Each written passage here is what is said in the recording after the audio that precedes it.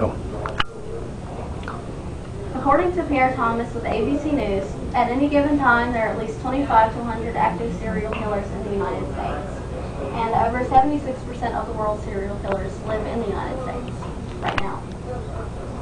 I've always been interested in the psychology of serial killers, and I have thoroughly researched it for years. So today I'm going to explain what factors would cause a person to become a serial killer.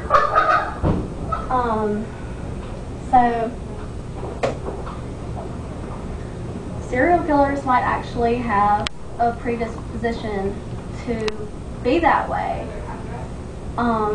One thing that could cause this is just their genetic structure.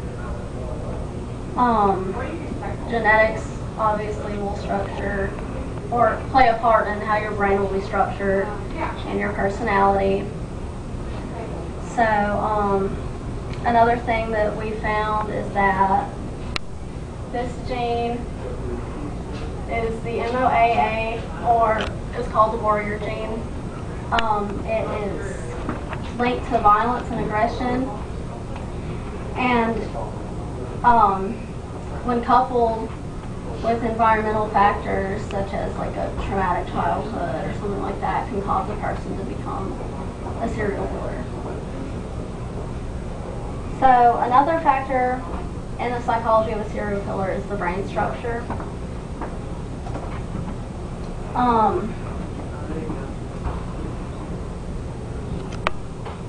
Brain structure can be affected by genetics and the environment, like especially the childhood environment.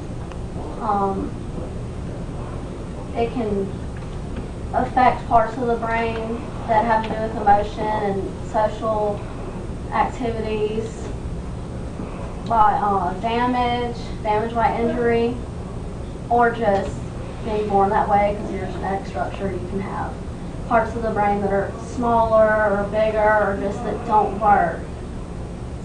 So one of those parts is the orbitofrontal cortex. It controls empathy for others, emotions, and decision making.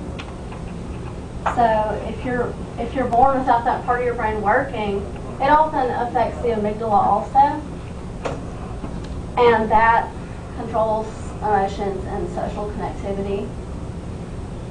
So when both of those aren't working correctly, then you will not be able to feel empathy for other people.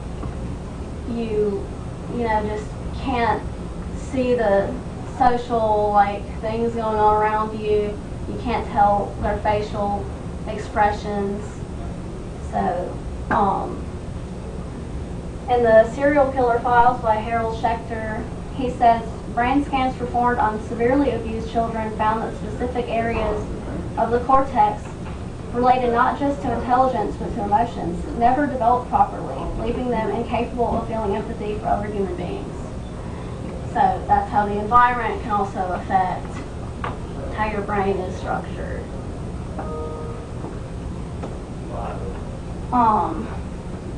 Here's an image of a normal brain. There's activity in these areas, and this is of murderers and serial killers. There's no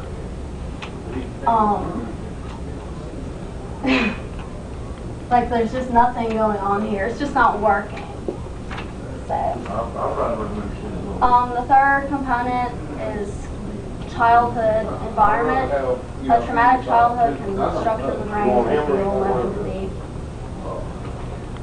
The trauma can be physical abuse, emotional abuse, psychological or mental abuse, neglect, or a combination of several of those.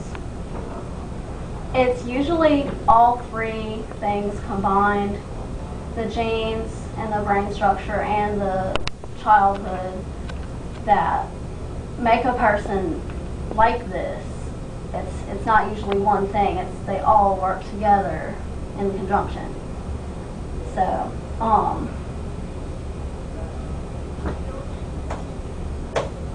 this is a normal brain, and this is a child who experience extreme neglect, those areas aren't working.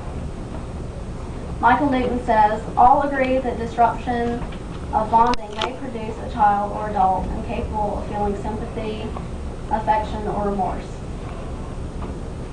So there are three main factors that can mold a person into being a serial killer, and that is your genetic structure, your brain structure, and your childhood environment. And they all work together to create that person, just like any other person. So that's it.